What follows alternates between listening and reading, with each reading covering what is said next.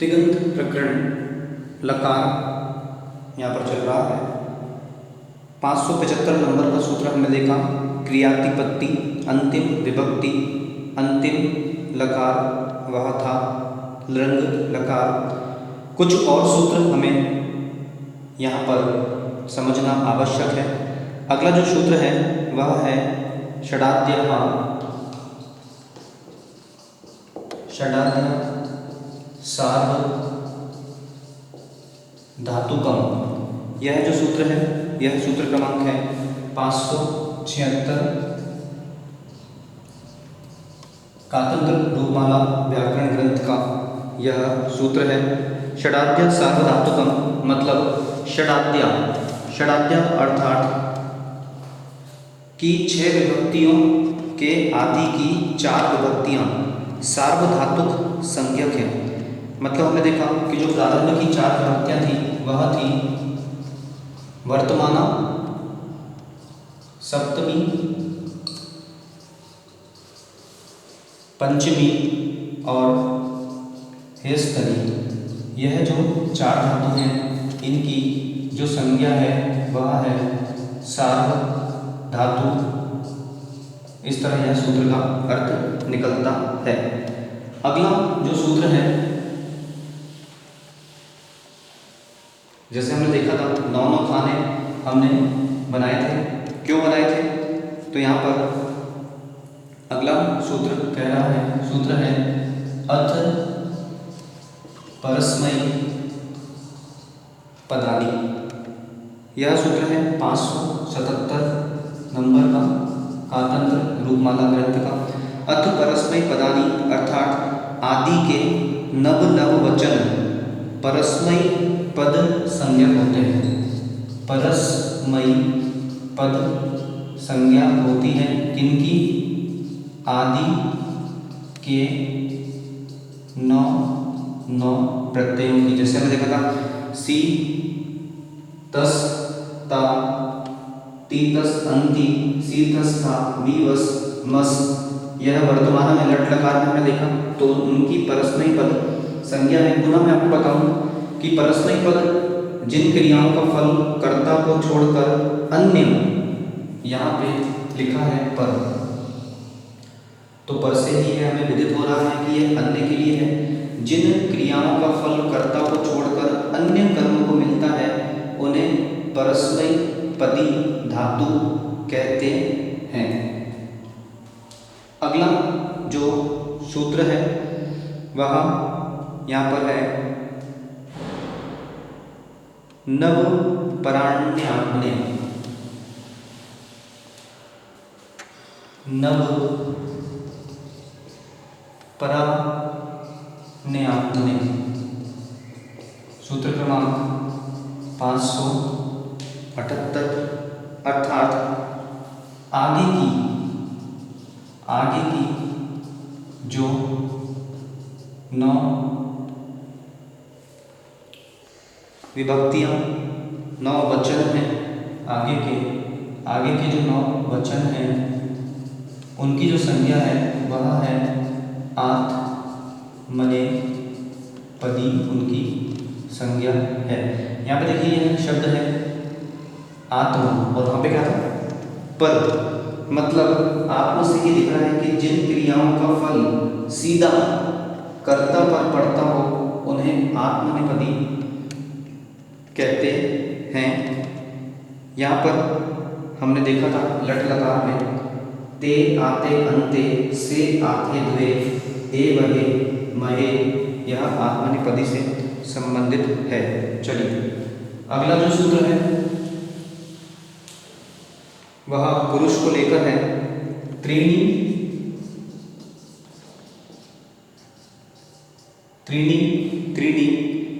प्रथम मध्यमोत्तमा, प्रथम मध्यमोत्तमा। सूत्र क्रमांक है 579। 3 वचन होते हैं, इसका अर्थ यह है 3 वचन होते हैं। और वह 3 वचन में हमने देखा था कि एक वचन, द्विवचन और साथ में परस्मैक पद और आत्मनेपद पद की विभक्तियों में 3-3 वचन जो होते हैं वह प्रथम पुरुष, मध्यम पुरुष और उत्तम पुरुष संज्ञक होते हैं। जैसे हमने देखा ती तस अंति, तो वह प्रथम पुरुष है। सी थस था मध्यम पुरुष। वी मस मस उत्तम पुरुष। ते आते अंते प्रथम पुरुष। से आते द्वे मध्यम पुरुष। ए वह वह उत्तम पुरुष। इसी प्रकार से सभी भक्तियों में समझ लेना चाहिए है। अब ये सभी विभक्तियां धातु में लगाई जाती हैं। प्रश्न यह है कि धातु किसे कहते हैं? तो यहाँ पर जो परिभाषा है, सूत्र है, क्रिया भावो धातु 580 नंबर का यह सूत्र है। अर्थात क्रिया भाव को धातु कहते हैं। इसका अर्थ है जो शब्द क्रिया को भावित, क्रिया का वाचक या बोध कराने वाला है, संपादित करता है, वह धातु संज्ञक है। इस प्रकार से इस सूत्र का अर्थ निकलता है। अगला जो शब्द है उसे कहा जाता है प्रत्यय। प्रत्यय क्या है? तो यहाँ पर सूत्र है प्रत्यय पराह, सूत्र क्रमांक 581। क्योंकि धातु के साथ जब प्रत्यय लगते हैं तभी क्रिया बनती है। जिसमें अर्थ प्रतीति में आता है उसे प्रत्यय कहते हैं। अर्थात जो अर्थ को विकसित करे वह प्रत्यय है।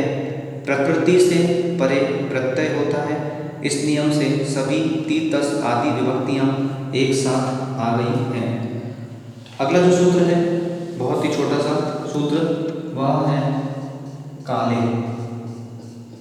582 नंबर का यह सूत्र है। काले से अर्थ है काल अर्थ में विभक्तियां होती हैं। अर्थात वर्तमान काल, भूतकाल और भविष्य काल, यह 3 काल होते हैं। अगला जो सूत्र है वह है संप्रति वर्तमान। पहले जो विभक्ति हमने देखी थी वर्तमान विभक्ति लट लकार, उसका यहाँ पर सूत्र अब आ चुका है। सूत्र है संप्रति वर्तमाना, अर्थात संप्रति अर्थ में वर्तमाना विभक्ति होती है जिसका प्रारंभ हो गया है और समाप्ति नहीं हुई है। उस क्रिया का जो लक्षण है उस काल को संप्रति कहते हैं। इसे ही वर्तमान काल कहा जाता है। संप्रति काल के अर्थ में वर्तमान विभक्ति होती है। इस वर्तमान में भी एक साथ 18 विभक्तियां आ गई हैं। जैसे वर्तमान काल के वाक्य आपको ज्ञात ही है, वह लिखता है, वह पढ़ता है, मैं सोता हूँ, मैं कहता हूँ, हम जाते हैं, वो पूजा करता है, वे बातें करते हैं, वह आ रहा है, जा रहा है। कि यहाँ पर जो क्रिया है वो प्रारंभ हो गई है लेकिन समाप्त नहीं हुई है। ये सारे वाक्य वर्तमान विभक्ति में आते हैं। अगला जो सूत्र है यहाँ पर वह है शेषात् कर्तरि परस्मैपदम्। शेषात् कर्तरि परस्मैपदम्, सूत्र क्रमांक 584। शेष से कर्ता में परस्मैक पद होता है, ऐसा इसका अर्थ है। और भी इसका अर्थ हम भविष्य में समझेंगे। अगला जो सूत्र है वह है नामनी प्रयोज्य माने की प्रथमा। नामनी प्रयोज्य माने की प्रथमा, सूत्र क्रमांक 585। तिगंत प्रकरण कातंत्र रूपमाला पृष्ठ क्रमांक 195। इस सूत्र का अर्थ है नाम के प्रयोग करने पर भी प्रथम कहीं पर अगर नाम आ रहा है तो वह भी प्रथम पुरुष में ही जाएगा, मध्यम और उत्तम पुरुष में वह नहीं जाएगा। नाम के प्रयोग करने और नहीं करने पर भी प्रथम पुरुष होता है, उसमें एक वचन की विवक्षा होने पर प्रथम पुरुष का एक वचन लगता है। और जब बनाएंगे तब इसको समझेंगे। अगला जो सूत्र है 586 नंबर का, 586, 587 और 588, यह अपने आप में बहुत ही महत्वपूर्ण सूत्र है। यहाँ पर जो सूत्र है वह है अन विकरणः कर्तरि। सूत्र क्रमांक है 586। यहाँ पे एक शब्द लिखा है विकर्ण।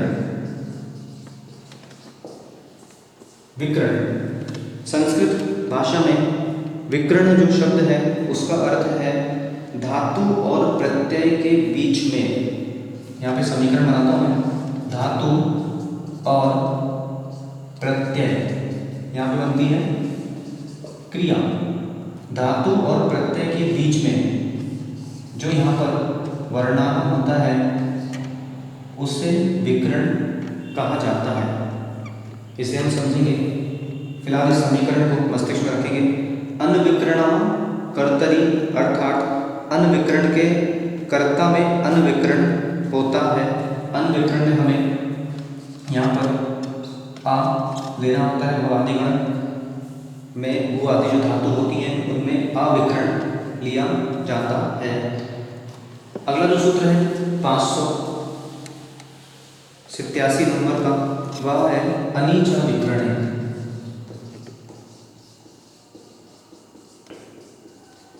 587 नंबर का यह सूत्र है। अनीच विकरण अर्थात अनविकरण के आने पर गुण होता है। अनविकरण के आने पर गुण होता है जिसके अंत में नामी ई, उ और री हो तथा उपधा में नामी ई और री हो, ऐसी धातु को अनविकरण के आने पर गुण हो जाता है। अब गुण क्या होता है तो उसके लिए अगला सूत्र है अर पूर्वे द्वे च संध्यक्षरे गुणः। अर पूर्वे द्वे च संध्यक्षरे गुणः 588 नंबर का यह सूत्र है। मतलब अर और पूर्व के दो संध्यक्षर गुण संज्ञक हैं। अर और पूर्व के दो संध्यक्षर, हमने एक सूत्र पढ़ा था एकारादिनी संध्यक्षराणि, जहाँ पे ए, ऐ, ओ और औ इन चार को संध्यक्षर कहा जाता है। हमारे सूत्र के हिसाब से कौन सा लेना है, पूर्व के दो, पूर्वे द्वे मतलब ए और ओ, यह संध्यक्षर हमें यहाँ पर लेना होगा। यहाँ पे लिया हमने ए और ओ, ठीक है। अर और पूर्व के दो संध्यक्षर गुण संज्ञक हैं। गुण संज्ञक इन्हें क्यों कहा गया, इसलिए कहा गया है क्योंकि जब भी री आएगा तो इस री का अर आदेश हो जाएगा, जब भी ई आएगा तो इस ई का ए आदेश हो जाएगा, और जब भी उ आएगा तो इस उ का ओ आदेश हो जाएगा। अवर्णे वर्णे, ओवर्णे ओ, रम्र वर्णे, रम्र वर्णः, ये सब सूत्र हम पहले पढ़ चुके हैं, ठीक है। अगला जो सूत्र है वह है रस कार्य विसृष्टः। रस कार्यो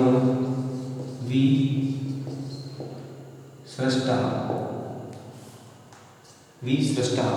सूत्र क्रमांक 599 नंबर का ये सूत्र है।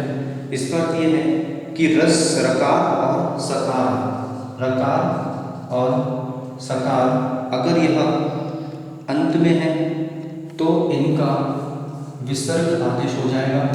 इसी विसर्ग को विसृष्ट कहा जाता है।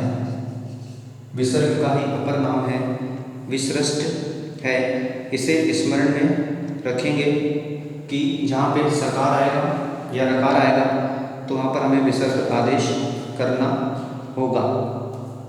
अगला जो सूत्र है यहाँ पर, यह जो सूत्र हमें देखें, सूत्र क्रमांक 586, 87, 88, 89 और 90, ये सारे सूत्र एक साथ लगते हैं तब जाके कहीं धातु के साथ जब प्रत्यय मिलता है तो वह क्रिया का रूप लेगा। ये भी हम देखेंगे किस तरह सूत्र लगे। यवस्य तव तल्लोपश्च, सूत्र क्रमांक 590।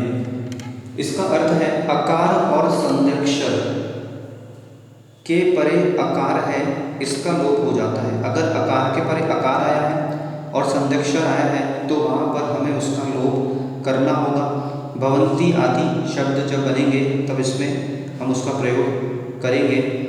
और यहाँ पर अंतिम दो सूत्र हमें देखना है। अगला जो सूत्र है वह है युष्मदी मध्यमा, 591 नंबर का सूत्र है। मतलब युष्मद में मध्यम पुरुष होता है। युष्मद का प्रयोग करने पर अथवा नहीं प्रयोग करने पर भी मध्यम पुरुष होता है। उपयुक्त विधि के अनुसार सी तस्था विभक्ति में तुम भवसी तू होता है, युवाम भवतः तुम दोनों होते हो, यूयम भवत तुम सब आते हो। और अंतिम सूत्र जो है वह है अस्मदुत्तमा।